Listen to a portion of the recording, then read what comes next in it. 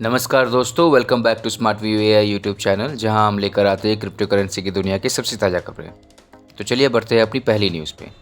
President candidate Kennedy junior ने अपने बच्चों के लिए बिटकॉइन खरीदा है। अब आप सोच रहे होंगे ये क्या बड़ी बात है। तो देखिए, यह एक और सबूत है कि क्रिप्टो करेंसी को सपोर्ट और इम्पोर्टेंस मिल रही है आम लोगों से। केनेडी जूनियर केवल एक पॉपुलर पॉलिटिकल फिगर है और एक बाप भी है जो अपने बच्चों के फाइनेंशियल फ्यूचर पर सोच रहे हैं और उनके इन्वेस्टमेंट के लिए अभी से तैयारी कर रही है, वो भी बिटकॉइन में। तो चलिए बढ़ते हैं अपनी अगली न्यूज़ की तरफ। बिटकॉइन की प्राइस पर personal consumption expenditure (PCE) data का असर दिख रहा है। जब से ये डेटा पब्लिक हुआ है, बिटकॉइन ट्रेडर्स काफ़ी परेशान है और मार्केट की वॉलेटिलिटी का खतरा महसूस कर रहे हैं। बिटकॉइन की प्राइस लगभग $28,000 के आसपास घूम रही है, जिससे इन्वेस्टर्स अलर्ट हो रहे हैं। लेकिन एक्सपर्ट ने हमारे चिंता करने से मना किया है और याद दिलाया है कि क्रिप्टो करेंसी मार्केट का नेचुरल ग्रोथ है। वे लॉन्ग टर्म तक का विजन रखें और किसी भी इन्वेस्टमेंट से पहले रिसर्च करने की सलाह देते हैं। तो चलिए बढ़ते हैं अपनी अगली न्यूज़ की तरफ। इस आर्टिकल में बताया गया है कि क्या 2023 में हम अपने डेटा का कंट्रोल वापस पा सकते हैं। डेटा प्राइवेसी और सर्वेलेंसेस के बढ़ते हुए चिंताओं के साथ इस साल में डेटा की ओनरशिप और सिक्योरिटी में काफ़ी सुधार होने की उम्मीद है। ब्लॉकचेन और डिसेंट्रलाइज्ड सिस्टम जैसे नए टेक्नोलॉजी की होने से यह सिग्नल मिल रहा है कि यूजर्स अपनी पर्सनल इन्फॉर्मेशन को सिक्योर रूप से हैंडल कर पाएंगे। आर्टिकल में ये भी जानकारी दी गई है कि इन नए इनोवेशन का क्या प्रभाव होगा फाइनेंस, हेल्थ और सोशल मीडिया पर। डेटा वर्ल्ड की इम्पोर्टेंस की बात है और इस डिजिटल लैंडस्केप को कैसे बदला जा सकता है। जब 2023 की गाड़ी चलती है, उम्मीद है कि लोगों के पास अपने डेटा का अधिक कंट्रोल और ओनरशिप होगा, जिससे ऑनलाइन एक्सपीरियंस ज़्यादा पर्सनल और सिक्योर हो सकता है। तो चलिए बढ़ते हैं अपनी अगली न्यूज़ की तरफ। अफ्रीका के किसान अब ब्लॉकचेन टेक्नोलॉजी की मदद से अपनी खेती सिचुएशन में सुधार देख सकते हैं। इस डिसेंट्रलाइज्ड सिस्टम का इस्तेमाल करके किसानों को अब ट्रांसपेरेंट और प्रभावित सप्लाई चेन को सॉल्व करने का सलूशन मिल गया।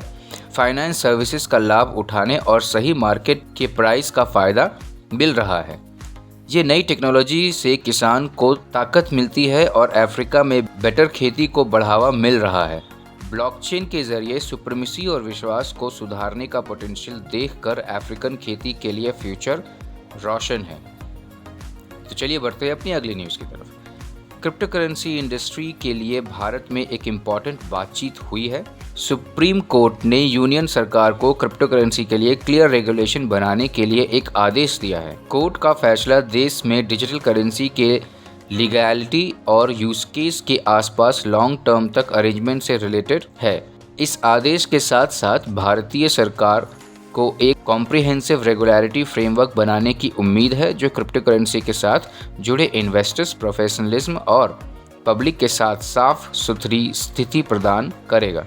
इस कदम को ब्लॉकचेन टेक्नोलॉजी को अपनाने और भारत में क्रिप्टो से रिलेटेड इन्वेस्टमेंट और इनोवेशन को बढ़ाने के लिए एक पॉजिटिव कदम के रूप में देखा जा रहा है। तो चलिए बढ़ते हैं अपनी अगली न्यूज़ की तरफ। इस आर्टिकल में बात की गई है कि किस तरह से बड़े फूड और बेवरेजेस ब्रांड्स NFT का इस्तेमाल कर रहे हैं अपनी मार्केटिंग स्ट्रैटेजी में। NFT एक ऐसा डिजिटल एसेट है जो ब्लॉकचेन पर एक स्पेशल आइटम या कंटेंट की ओनरशिप दिखाता है। रिपोर्ट में बताया गया है कि इन ब्रांड्स ने किस तरह से NFT का उपयोग किया है, जैसे कि लिमिटेड एडिशन डिजिटल कलेक्टिव्स बनाकर, वर्चुअल एक्सपीरियंस को पेश करके और NFT को चैरिटी इनिशिएटिव में इस्तेमाल करके।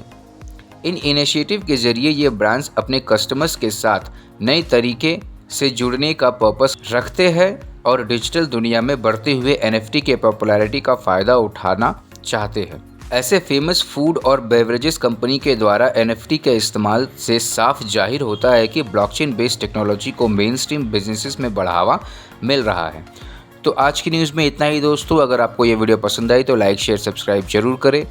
हमारा टेलीग्राम चैनल का लिंक डिस्क्रिप्शन में दिया गया है, उस पर क्लिक करके हमारे टेलीग्राम चैनल से जुड़े।